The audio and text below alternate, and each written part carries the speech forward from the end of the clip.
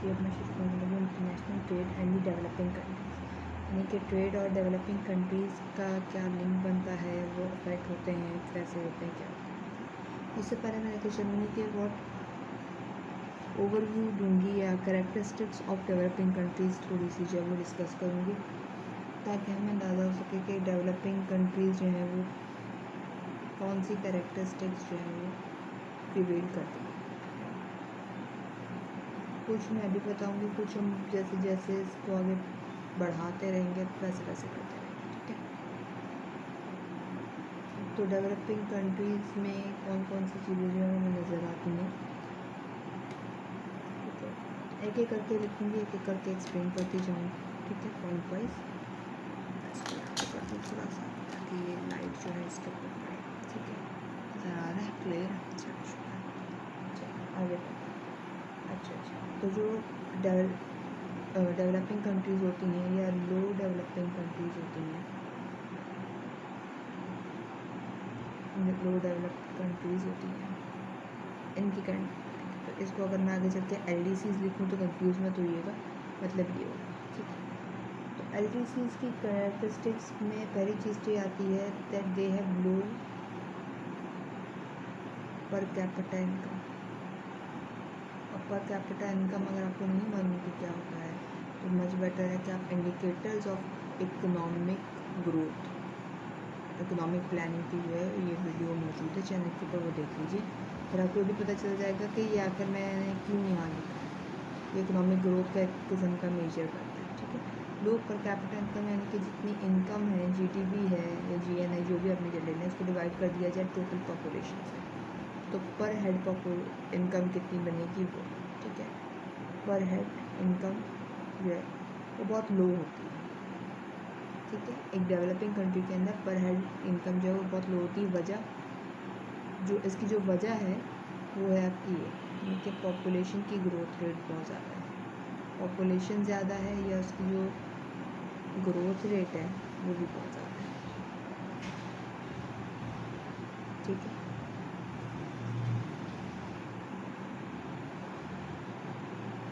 Technology नहीं है, technology पुरानी इस्तेमाल की जाती है। जैसे बात जब पर कैपिटा इनकम पैसे ही हाथ में इतनी ज़्यादा नहीं है तो हमें टेक्नोलॉजी को अडॉप्ट करना और उसमें बहुत टाइम लगता है और बहुत फंड्स की ज़रूरत होती है, वो नहीं। तो टेक्नोलॉजी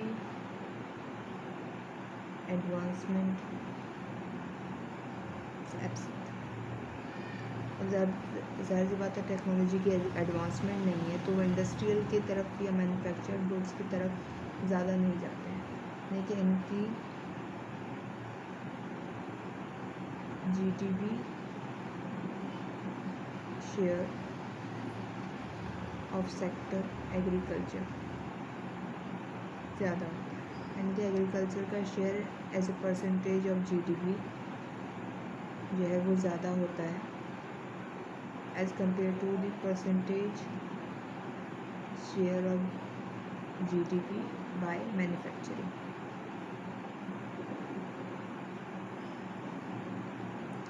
ठीक है। ज़्यादा होता है, जैसे बात है वो जब वो एक टेक्नोलॉजी को अडॉप्ट ही नहीं कर पा रहे हैं तो वो उसी की तरफ जाएंगे जो एक रवायती अंदाज़ है एग्रीकल्चर को प्रोड्यूस करने का, खेती बाड़ी करने का। अब जब वो ज़्यादा वही प्रोड्यूस करेंगे तो ज़ाहिर सी बात है उसी का शेयर जो है GDP में ज़्यादा होगा और इंडस्ट्रीज़ उतनी कम है, ठीक है।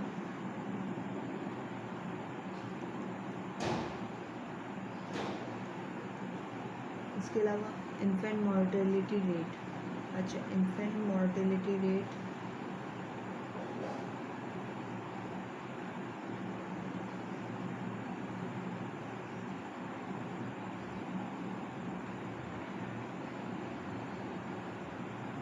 यहाँ पे जो है इन लो डेवलप्ड कंट्रीज जो होती हैं इनके अंदर इनफेंट मॉर्टेलिटी रेट जो है वो कम होता है, लो होता है, यानी कि पैदाइश के पैदाइश के वक्त से लेके जब बच्चा 0 ईयर्स का होता है या 1 दिन या 2 दिन होता है, ईयर्स तो नहीं होते उसके, ठीक है। तो 0 ईयर्स टिल 5 ईयर्स के दरमियान में अगर बच्चा सेहतमंद है और खुदा न खास्ता इंतकाल नहीं करता है तो वो इन्फेंट मॉर्टेलिटी का हिस्सा नहीं है। तो और अगर वो इंतकाल कर जाता है 5 साल तक की उम्र के अंदर तो वो इन्फेंट मॉर्टेलिटी का हिस्सा बन जाता है। मॉर्टेलिटी यानी कि इंतकाल हो जाना, मॉर्टल हो जाना, ख़त्म हो जाना, ठीक है। लाइफ एक्सपेक्टेंसी एट बर्थ भी जो है वो हायर होती है। अब लाइफ एक्सपेक्टेंसी एट बर्थ क्या है? अच्छा,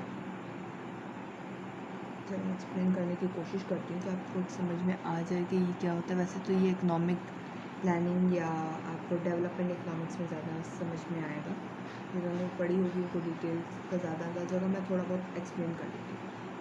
लाइफ एक्सपेक्टेंसी एट बर्थ यानी कि नाम से ज़ाहिर है कि लाइफ एक्सपेक्टेंसी एट बर्थ यानी कि एक बच्चे की पैदाइश पे, मैं इसको यहाँ पे एक्सप्लेन कर देती हूँ इस तरीके से। एक बच्चे की पैदाइश पर उसकी माँ से ये पूछा जाता है कि आपको क्या उम्मीद है कि ये बच्चा इस सेहत के साथ कितने साल जिएगा, यानी कि एक्सपेक्टेशन है, ठीक है। तो एक्सपेक्टेशन ऑफ लाइफ ये आप कितना कब बताया? एट बर्थ, यानी कि एक बच्चा तो बताएगा नहीं कि वो कितने साल जिएगा, ज़ाहिर सी बात है इसकी माँ जो है वो वही बात बताती है कि बच्चे की सेहत को देख के बताएगी कि कितने साल या कितनी लाइफ इसकी एक्सपेक्टेड है फर्दर, ठीक है। तो हमारे मुल्क में यानी कि लो डेवलप्ड कंट्रीज़ के अंदर ये एक्सपेक्टेंसी जो होती है ज़्यादा होती है, ठीक है, ऑन एवरेज ज़्यादा होती है।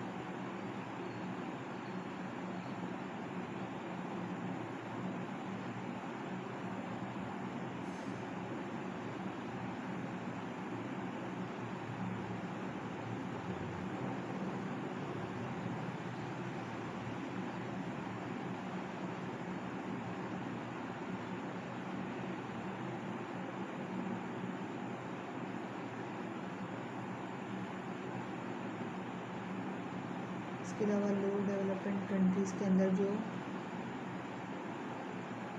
मैन्युफैक्चरिंग सेक्टर का शेयर होता है इन जीडीपी वो लोअर होता है, ठीक है, कम होता है as compare to agriculture sector, ठीक है।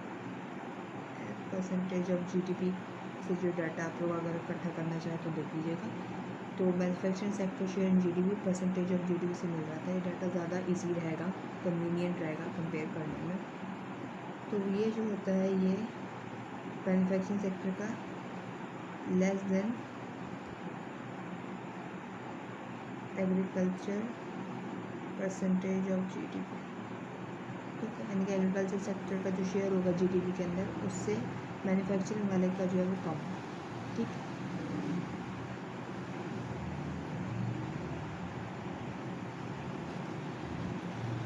लिटरेसी रेट जो यहाँ पे कम होता है, जैसे बात है एजुकेशन का सेक्टर जो इतना अच्छा नहीं होता, तो लिटरेसी रेट जो है वो लेस है या लो है, यानी कि लोग यहाँ पे कम पढ़े लिखे हैं, ठीक है, लो इन एलिजिबिलिटी, ठीक है। इसके अलावा मज़ीद हम अभी आगे देखेंगे तो मैं मज़ीद बताऊँगा, यानी कि कुछ कैरेक्टरिस्टिक्स थी जो मैंने आपके सामने अब तक जो फाइंड आउट हुई हैं उनके बारे में। इसके अलावा भी बहुत है, ठीक है। अगर आपको उसके मज़ीद डेवलपिंग कंट्रीज़ के या लो डेवलप्ड कंट्रीज़ के कैरेक्टरिस्टिक्स देखने हो, इंटरनेट भरा पड़ा है इसके बारे में, एक से बढ़कर एक राइटर ने, ब्लॉगर ने और आर्टिकल्स लिखने वालों ने इसके बारे में लिखा, तो आपको ज़रूर शौक़ चढ़े अगर देखने का तो ज़रूर देख लीजिएगा, ठीक है। मैंने भी उनसे ही हेल्प लेके था कि माशाल्लाह इतना अच्छी मकदार में लिखा होता है। अब इसके आगे चलते हैं।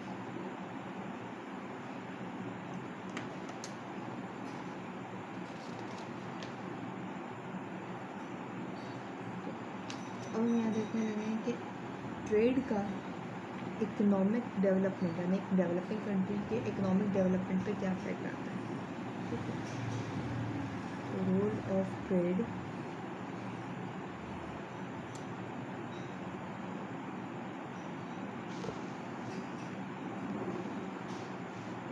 Role of trade in economic development. अच्छा, अब अगर किसी को इकोनॉमिक डेवलपमेंट और इकोनॉमिक ग्रोथ का डिफरेंस याद करना हो, या अगर अपने इकोनॉमिक डेवलपमेंट के बारे में ही जानना हो, तो मेरी चैनल पे वीडियो मौजूद है economic growth versus economic development. उसके अंदर मैंने डेफिनेशंस भी दी हुई, बाकायदा एक वीडियो के अंदर फुल एक्सप्लेन किया है इकोनॉमिक ग्रोथ और इकोनॉमिक डेवलपमेंट को इकोनॉमिक प्लानिंग की हेड के साथ करेगी। ठीक है, तो बेशक आप लोग वो देख लीजिएगा, ठीक है, ताकि आप लोगों को एटलीस्ट इस चीज़ का अंदाज़ा हो जाएगा कि इकोनॉमिक ग्रोथ और इकोनॉमिक डेवलपमेंट में फ़र्क क्या है, और कौन सा लॉन्ग रन का कॉन्सेप्ट है, कौन सा शॉर्ट रन का कॉन्सेप्ट है। ठीक है, तो मैं इसकी तरफ चल रही हूँ और एक एक करके मैं आपको सारी चीज़ें आहिस्ता आहिस्ता एक्सप्लेन करना शुरू करूँगी। ठीक है,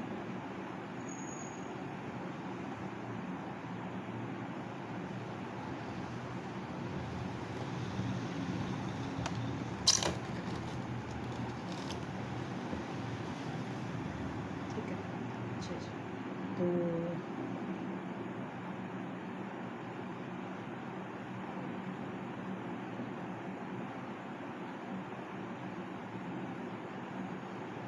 ट्रेड का जो है वो डेवलपमेंट पे एक इफेक्ट जो है हम देखेंगे कैसे, जैसे देखिए ट्रेड से अगर मैं पहले मेरी वीडियोज़ इंटरनेशनल इकोनॉमिक्स की देखी हुई हूँ और आपको थोड़ी बहुत समझ बूझ आई हो उससे, तो उससे आपको पता चला होगा कि ट्रेड का बेनिफिशियल इफेक्ट ये होता है कि वो इकोनॉमीज़ ऑफ स्केल को ले आता है।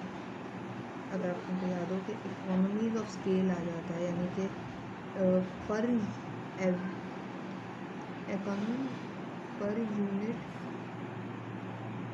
कॉस्ट ऑफ आउटपुट जो है वो पे इंतहा कम हो जाती है, यानी कि फिर आउटपुट का जो एक्सपेंशन होता है वो बहुत बड़ा हो जाता है। ठीक है, इस लो हो जाती है, या आउटपुट जो है अच्छी खासी अमाउंट में बनने लग जाता है।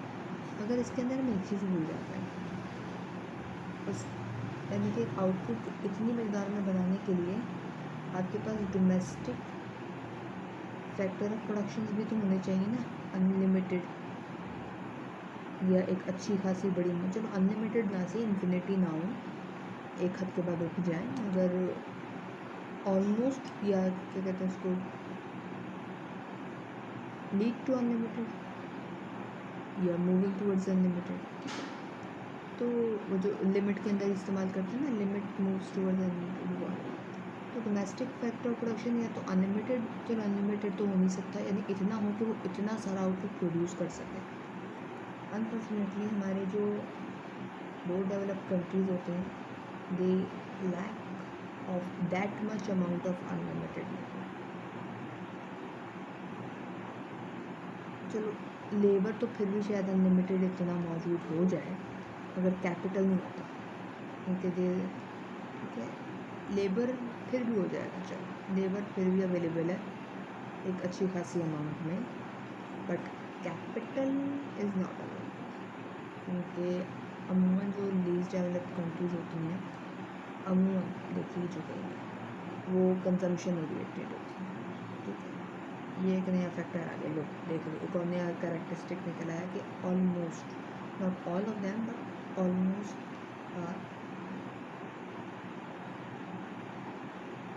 Consumption oriented. ठीक है, अगले की तरफ चलते हैं।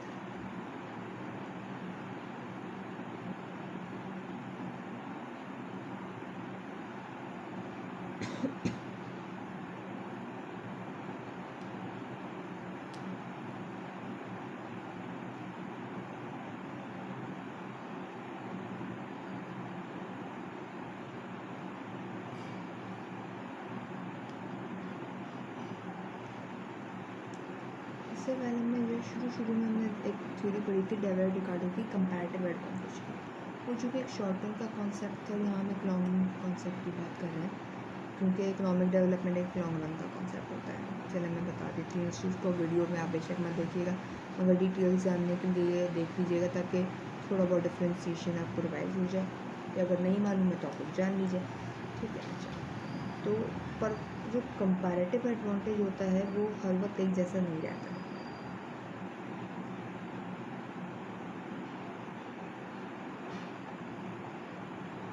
Changes by time. ठीक है, ठीक है, जैसे जैसे टाइम होगा ये चेंज होता रहेगा। ठीक है, तो अब ये जैसे जैसे चेंज होगा over time, and by economic development, कि जैसे जैसे इकोनॉमिक डेवलपमेंट भी आपकी थोड़ी बहुत बढ़ती जाएगी वैसे वैसे आपकी कंपैरेटिव एडवांटेज जो है उसमें भी चेंजेस आती रहेंगी। ठीक है, तो इसके अंदर जो है इकोनॉमिक डेवलपमेंट के बढ़ने के साथ क्या होता है, इन्फेंट इंडस्ट्री आर्गूमेंट, अगर आप लोगों को याद हो इसकी भी वीडियो मौजूद है। इन्फेंट और टाइम के साथ क्या एक और चीज़ होती है, इन्फेंट इंडस्ट्रीज जो होती हैं वो इतनी मेच्योर हो जाती हैं, जो पहले प्री मेच्योर होती थी, matures enough to compete the international market. होता है ना, यानी कोई वाली बात है ना, जो 5-6 साल की बस उन्होंने सब्सिडी दी थी, उसके बाद वो क्या है वो बढ़ गई थी या फिर इतनी कम्पिटिटिव हो गई थी। इन्फेंट इंडस्ट्री आर्गूमेंट आप लोग देख लीजिएगा, आप लोगों को मेरी बात समझ में आ जाएगी। ठीक है, इसके अलावा जो है कि वो प्रोडक्ट्स का एक्सपोजर बढ़ जाता है। जैसी बात है, जब आपकी वो कम्पीट हो गई कि इंटरनेशनल मार्केट को बीट कर सके या फेस कर सके, इसके बाद क्या होता है, एक्सपोजर ऑफ न्यू प्रोडक्ट्स। मैंने अपना ऊपर करके बांधा से फिर नीचे लटक रहा है।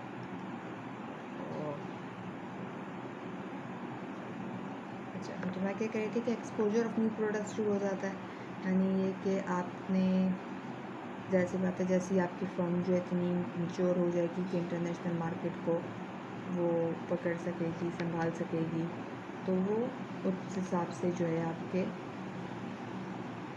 उसको करेगी, क्या कह सकते हैं उसको। जाहिर सी बात है, जब वो इतनी पावरफुल हो जाएगी तो फिर वो इंटरनेशनली इतनी पावरफुल फर्म से कम्पीट करेगी और कम्पीट करके वो हमारे डोमेस्टिक कंट्री में एक्सपोजर ऑफ न्यू प्रोडक्ट्स। ठीक है, फाइनली लिख दिया मैंने। ठीक है, तो नए प्रोडक्ट्स के बारे में जो है कंज्यूमर को पता चलेगा, तो कंज्यूमर्स फिर उनसे फ़ायदा उठाएंगे। ठीक है, इसके अलावा और कौन सी चीज़ें जो ट्रेड लेकर आती हैं या इंस्टेबिलिटीज ले आती हैं,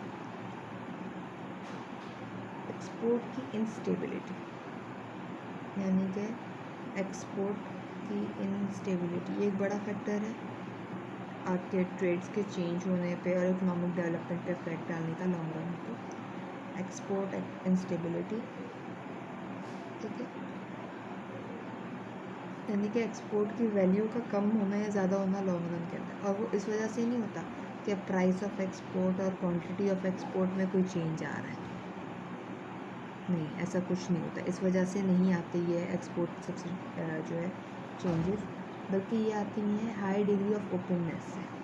अब हाई डिग्री ऑफ ओपननेस का क्या मतलब है, मैं इसको इंडिकेटर पहले बता देती हूँ, फिर मैं आपको बताती हूँ इसका मतलब क्या है।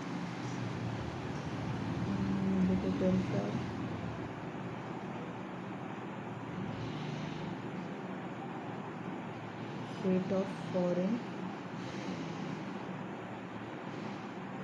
Trade to,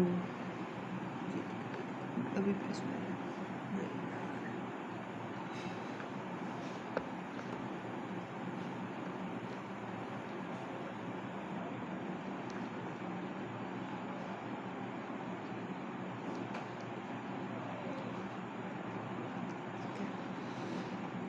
foreign to GDP, rate of foreign trade to GDP ratio, ये क्या बताता है कि एक जीडीपी पे हम कितनी जो है फॉरेन ट्रेड कर रहे होते हैं। ठीक है, तो जितनी एक इकॉनमी ज़्यादा फॉरेन ट्रेड करेगी, यानी कि ज़्यादा ट्रेड मतलब ज़्यादा ओपननेस है या ज़्यादा दोस्ती है। ठीक है, ज़्यादा ओपननेस ऑफ कंट्री।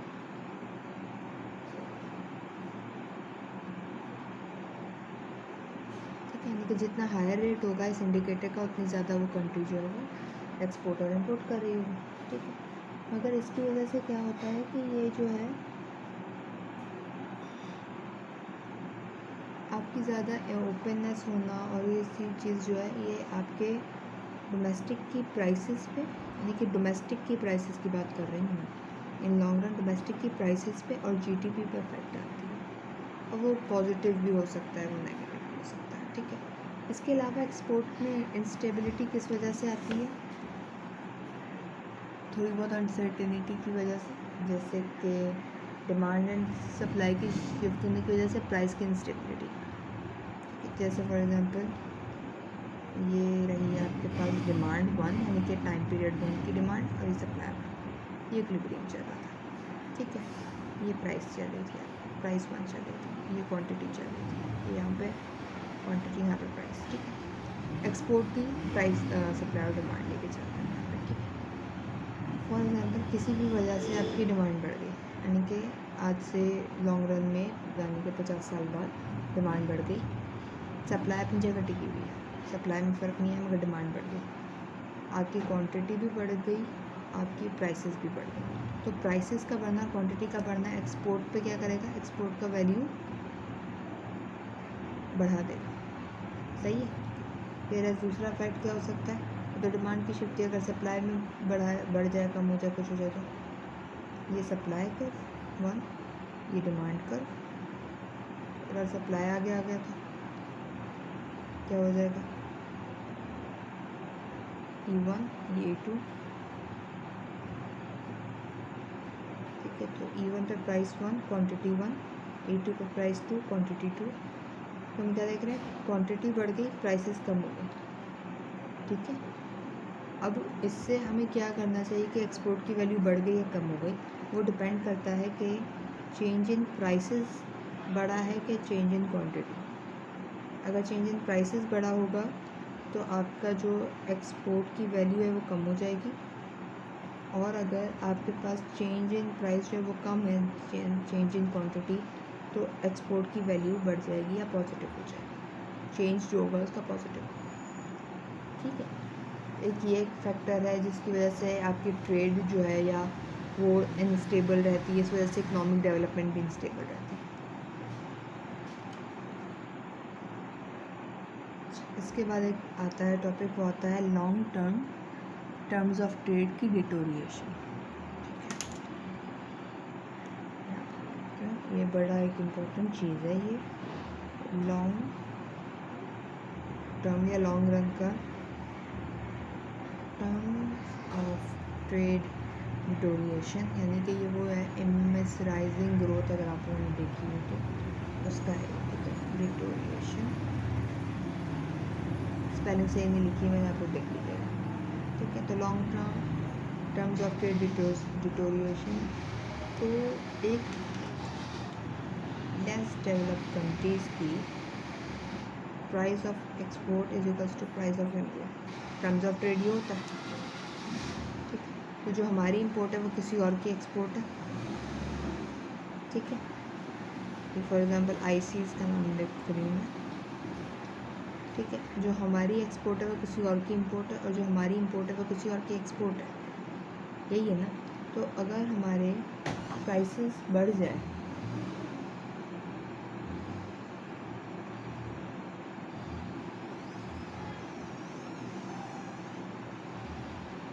किसी वजह से हमारी पूरी की पूरी टर्म्स ऑफ ट्रेड कम हो गई, या तो इंपोर्ट की प्राइसेस बढ़ गई, अगर जो हमारा इंपोर्ट की प्राइसेस बढ़ रही होंगी, हमारा इंपोर्ट उनकी क्या एक्सपोर्ट, तो हमारा टर्म्स ऑफ ट्रेड कम हो जाएगा मगर उनका टर्म्स ऑफ ट्रेड बढ़ जाएगा, यानी कि हमारा, यानी कि लीस्ट डेवलपमेंट कंट्रीज़ का,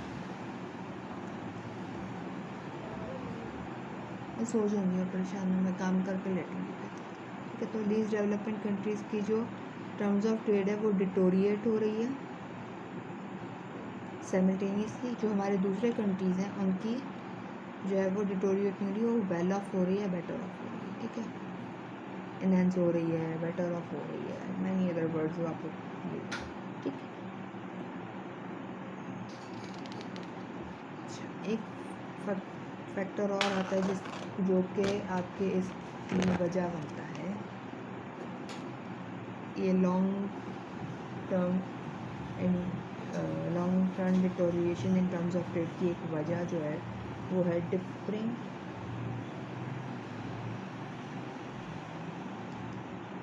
of income elasticities of demand. अच्छा, इलास्टिसिटीज़ ऑफ डिमांड अगर आप उनको नहीं पता तो प्लीज़ देख लीजिएगा, इलास्टिसिटीज़ ऑफ डिमांड की वीडियो तो बहुत डिटेल में बनी हुई चैनल पर रखी है, ठीक है। और वो अगर आपको पढ़ लें, आप देख लें तो ज़्यादा बेटर रहेगा, ठीक है। अच्छा, इलास्टिसिटीज ऑफ डिमांड की तरफ मैं चल रही हूँ। तो ये क्या कहता है कि जो इनकम इलास्टिसिटी है, income elasticity of primary product, यहाँ पे प्राइमरी लिख देती हूँ, ठीक है, is different, is not equal to the elasticity of that income elasticity of manufacturing growth for the least development countries. ठीक है,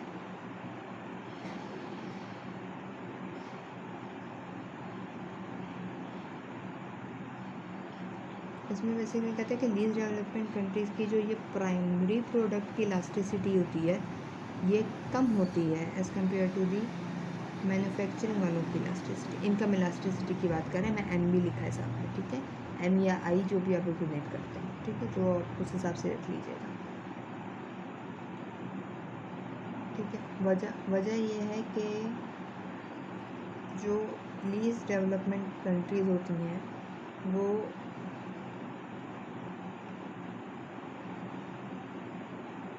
डिवोट कर देती हैं अपना ज़्यादा हिस्सा, larger percentage of their income to purchase manufacturing. क्योंकि ज़्यादातर एग्रीकल्चर तो उनको इतनी ज़रूरत नहीं पड़ती, वो तो खुद कर रहे होते हैं, इस वजह से मैन्युफैक्चरिंग वाले की जो इलास्टिसिटी होती है वो ज़्यादा होती है relatively to the primary good या एग्रीकल्चरल गुड, ठीक है, ठीक है। इसी वजह से जो है LDCs जो है, अच्छा अब ये मैन्युफैक्चरिंग तो खुद वो कर नहीं रहे होते हैं, इंडस्ट्री तो होती नहीं, इस वजह से जो LDCs होते हैं वो नेट एक्सपोर्टर होते हैं प्राइमरी के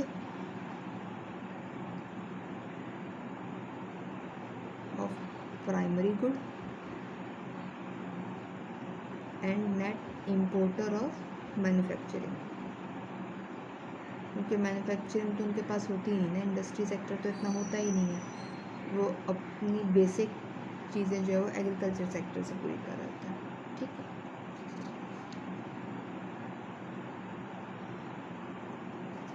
एक इसका फैक्टर लास्ट है वो है टेक्निकल चेंज,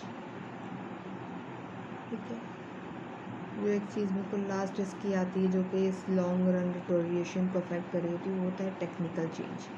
ये टेक्निकल चेंज क्या चीज़ है, ठीक है, यानी कि हमें पता है कि लॉन्ग रन जो है वो आपकी टर्म्स ऑफ ट्रेड डिक्लाइन कर रही है। उसकी बहुत बड़ी वजह यह है कि आपकी टेक्निकल चेंज हो रहा होता है, यानी कि आउट ऑफ द वर्ल्ड या रेस्ट ऑफ द वर्ल्ड में जब टेक्नोलॉजी चेंज होती है, basically cause the demand for primary products reduce,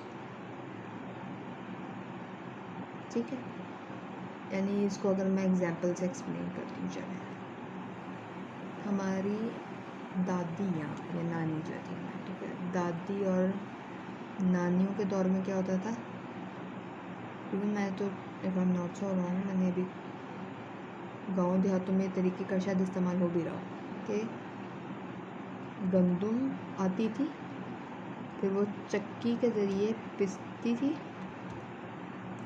आटा बनता था, फिर उस आटे को गूंद के उसकी रोटियां पकाई जाती थी। आज ऐसा होता है,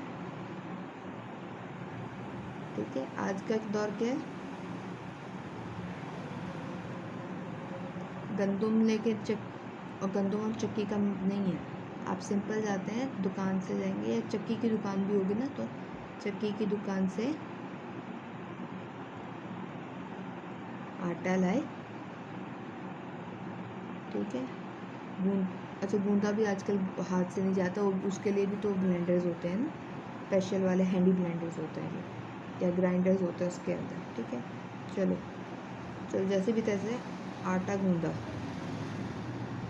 गया आटा, रोटी मेकर है ना, रोटियां चूल्हे पर पकाने की क्या ज़रूरत है, रोटी मेकर है, देख रहे हैं टेक्नोलॉजी के चेंज से क्या हुआ, जो हम लोग पहले चक्की का इस्तेमाल था, चक्की के ज़रिए हाथ से आटा पीसा जाता था, फिर हाथों से गूंदा जाता था। एडवांसमेंट ने क्या किया, चक्की गायब हो गई। आजकल कहीं सुनते हो चक्की का नाम? चक्की अगर वो बोलेंगे तो चक्की के दिमाग में तो बस किसी एक दुकान में लगी होगी, वो ताज़ा चक्की पीस के जो है सबको फराहम करता हो। किसी के घर में चक्की लगी हो और वो ऑन दी रेगुलर बेसिस चक्की से आटा या एयरली बेसिस चक्की से आटा पीस के फिर वो रोटी पका के खा रहा हो पुराने अंदाज़ों में, इट विल बी वियर्ड। ठीक है, यही चीज़ें कह रहा है। यही चीज़ जो है टेक्निकल चेंज आपको समझा रही है कि टेक्नोलॉजी की एडवांसमेंट के साथ आपके प्राइमरी प्रोडक्ट्स जो हैं इनकी डिमांड कम हो जाती है। और जब प्राइमरी प्रोडक्ट्स कौन प्रोड्यूस कर रहा होता है? Least developing countries. और ये किसके नेट एक्सपोर्टर होते हैं? प्राइमरी गुड्स के। तो जब इनकी डिमांड कम हो जाएगी तो क्या होगा? डिमांड ऑफ एक्सपोर्ट प्रोड्यूस,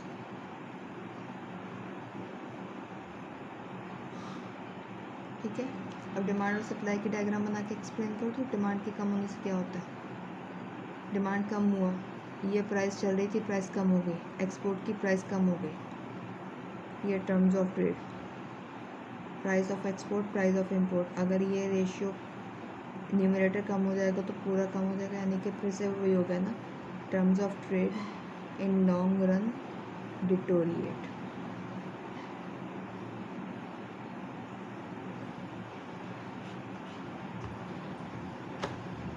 उम्मीद करती हूँ जो मैंने अभी समझाने की कोशिश की है वो आप लोगों को समझ में आ गई होगी बात। ठीक है, अगर नहीं होगी तो आप लोग बेशक कमेंट सेक्शन में पूछ लीजिएगा।